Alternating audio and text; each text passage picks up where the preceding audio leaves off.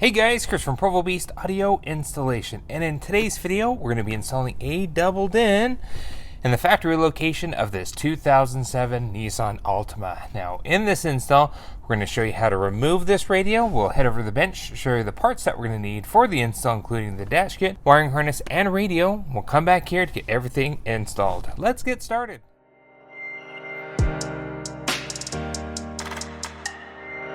First thing we need to do is get this guy on out. Always double check to make sure your discs are out of the radio. Once you've done so, at this point of time, it's time for us to disassemble. There's going to be a couple of panels here. There's one up underneath that needs to come out, and our vents also had to come out of the way to expose a couple of screws. Now, if your panel tool isn't fine enough, you can start with a screwdriver just to help get the process started. Finish off with this panel tool. Be very careful. Pop this guy on out. We don't have to disconnect that, which is nice. We can just set it there at the top. Now here at the bottom, same thing. There's going to be a little panel that we have to remove. Now I'd like to just get my fingers underneath that. Open up your pocket. You can grab your fingers up underneath and pull on down. Just two clips here held in on the side and some tabs there in the front. Okay, with those two panels out of the way,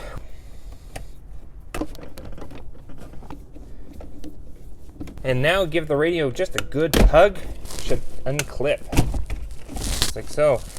Now, as you get this on out, there's going to be various harnesses to the radio and the heating and air controls. Go ahead and disconnect all your harnesses because we need to take this assembly over to the bench.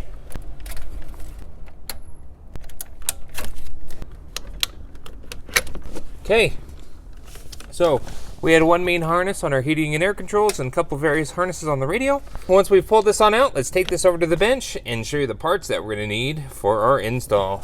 Alright, so here at the bench, the parts that we're going to need for our radio install, first and foremost, is the chosen radio customer wants us to install here today. It's Bose Audio double-din aftermarket radio, the Bose BVCP9690A. Features both Android Auto and Apple Carplay as well. And in order for us to get this installed in the factory location, we'll need a bit of harness adapters and parts. The dash kit that we'll need here today is this Nissan Altima dash kit for years 2007 through 13. This is the Metra 99-7423, and this accommodates both a single and double-din radio. Wiring harness adapter, there's a few options on the market. This one's an all-in-one unit that we like using. It's the Crux Audio SWR-NS-63U. This will retain not only our basic radio functions, but the steering wheel volume controls will also work as well. Now, if you have the Bose audio sound system, you're going to need a variation of this harness. We're going to link that variation down in the description for you. Now, a couple of other odds and ends. You will need an antenna adapter, Metra 40-NI12, but our harness adapter, Crux Audio, is awesome because they included one in the box, so you don't need to buy one separately if you're going with this specific install kit. And then finally, as seen often on our channel, we like using these flush mount adapters. This happens to be HDMI USB one. They make double USBs, USBs and aux, just a single USB. Just depends on your application and what exactly you're connecting to your aftermarket radio. So again, we're going to link all this down in the description for you here today. So first thing that we need to do is get our radio out of the box. We're going to grab our harness adapter and a radio harness, and today we're going to be soldering those connections and prepping that for our install. Alright, so what we've done here is we went ahead and grabbed the harness for the radio and the Crux harness out of the box. What we're going to be doing is, like mentioned before, soldering up our connection. Now, if you don't know how to solder, we do suggest using something that you can crimp, like a butt connector or even better, a crimp cap. Just don't twist and tape or use wire nuts. They're not designed for an automotive application. We've went ahead and preloaded our wiring with some heat shrink, so as we solder up those connections, once they cool, we can shrink those tubes down, protect those connections with a heat gun. In most cases, it's going to be color for color, but it's always best to double check the function of the wire versus just the color to ensure that the color itself is being paired correctly from the radio harness to the aftermarket harness. Alright, so what we've done here is we went ahead and soldered up all our connections here. Now in our case, it actually was indeed color for color as the functions on both sides matched. The wires we didn't use from the Crux side, orange with a white stripe in our Crux instructions is not used, so we won't need that.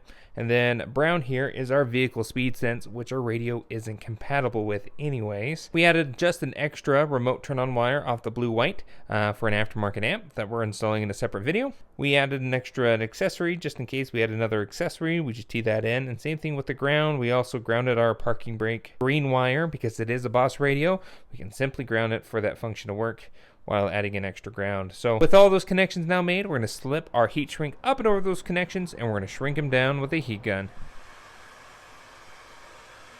Alright, so we went ahead and finished soldering up all those connections here. Next, just to give the harness a little bit more protection, we do like to testa tape it using some high temperature testa tape. At that point, we'll pretty much be close to being done with this harness adapter prep. So after soldering everything up, we went ahead and taped everything here. This end plugs into the radio, this end plugs into the car. We have our steering wheel control harness adapter. We have a little T that goes off to the antenna adapter, because remember we had to wire that in for the antenna turn-on circuit. This end plugs into the antenna input of the radio.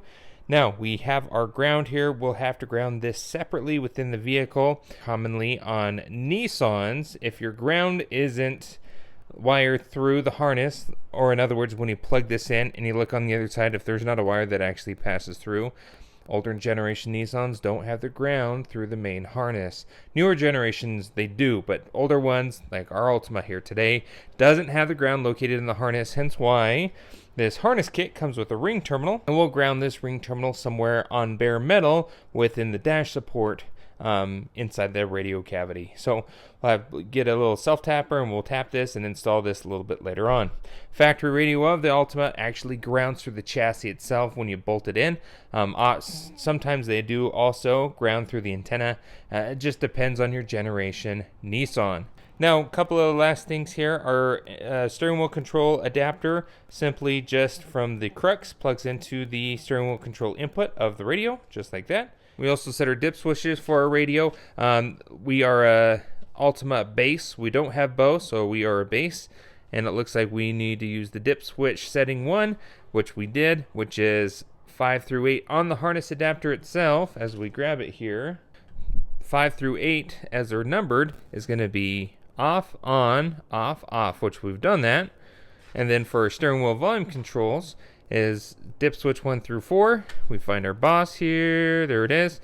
We're off, on, off, off. So you'll need to set up your dip switches based on the vehicle and the radio that you're installing. And we left off our backup camera reverse trigger wire because we're adding a camera in a separate video. So that's there. This Bose specifically has a power source for a camera, so it'll power the camera for us. With all this done, we're basically done with this harness. Let's set this guy off to the side. Let's quickly talk about this. In our Crux kit, it comes with a Bluetooth bypass harness.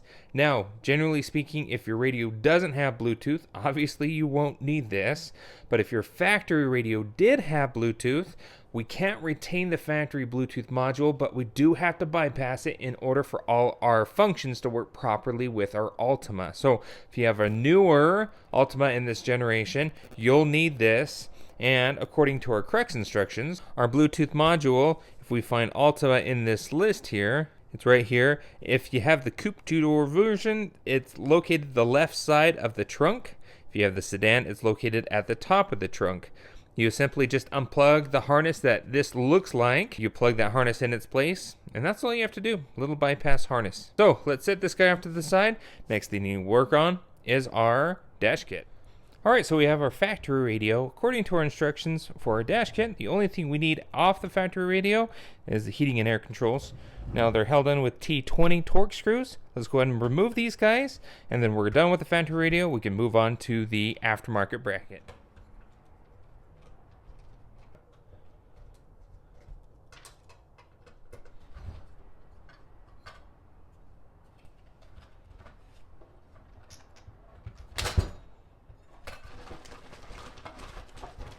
Next, we need to grab our heating and air controls that we popped out, and out of all our little bezels here, we need to find the one that fits around. And looking here, it looks like this one will be the one that'll fit that location. So we're going to go ahead and seat this within the bracket, snap it in place. Next, we're going to grab our little side brackets here, as indicated by the instructions. Let's go ahead and use the screw that we originally removed out of this. Tighten this new bracket on, just like that. Let's do it to the other side as well. Next, let's go ahead and snap it into place.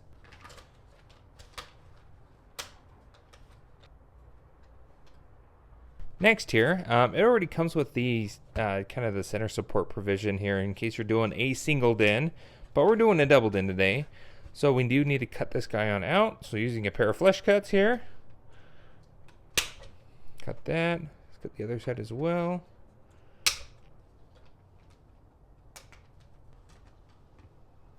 We got our little side brackets on. Now let's screw in the radio.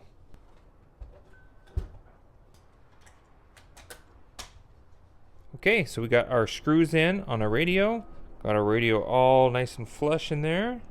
So basically, we are done with this kit. At this point of time, this done and our harness done, we could go install it, but we're actually going to be also installing a flush mount adapter. So let's quickly jump on that so we can mount our USB in the little pocket underneath the radio. So we went ahead and actually popped our lower pocket out here. We popped out our power socket, the OEM one, and put in an HDMI and USB 3.0, and then down below it we did a dual USB, just requested by the customer there.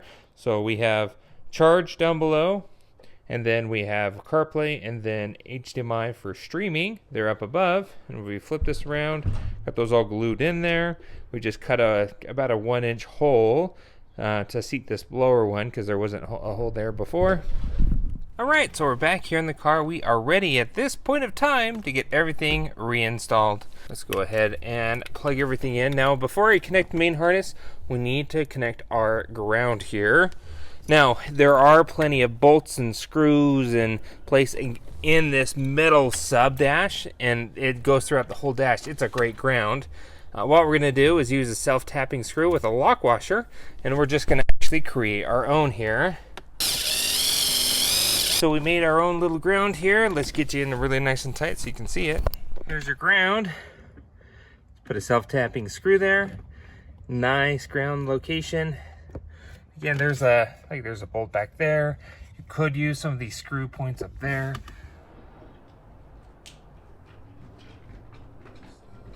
So let's grab our radio here. Start making our connections.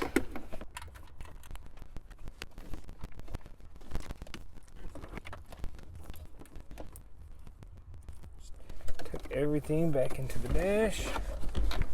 Grab our heating and air controls.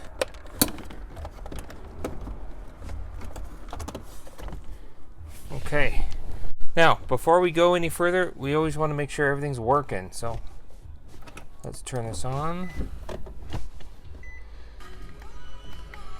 Okay, steering wheel control buttons, everything's working great.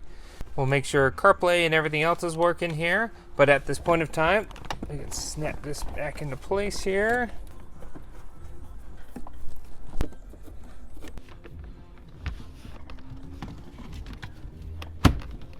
Alright, so we finished. We got the radio all back in, center console's all back in here, and it's looking awesome. Everything's working great. If we go to our radio here, volume controls here on the steering wheel, we'll go volume up, volume down, track up, track down, source, all that works perfectly.